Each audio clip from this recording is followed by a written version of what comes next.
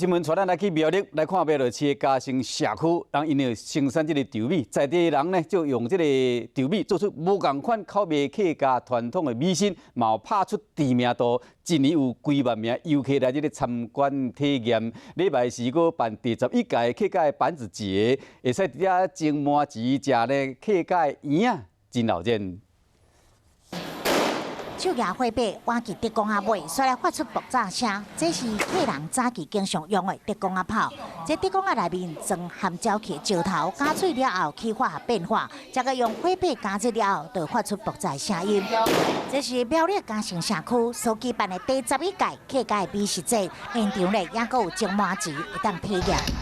安尼出来讲落去，是用气力的，巴肚念着腰啊！来看这大鼎内面所煮的，是满满5花10色的客家圆啊！今天要煮多少汤圆？一届台煮700斤，请大家吃，也阁有各种的客家传统美食。红色是火龙果，绿的是艾草。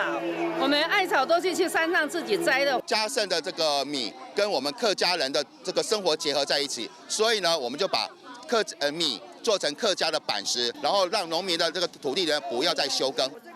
苗栗嘉兴社区积极推广客家美食文化，一档会当吸引8000到1万名游客来这个所在体验，带动社区发展。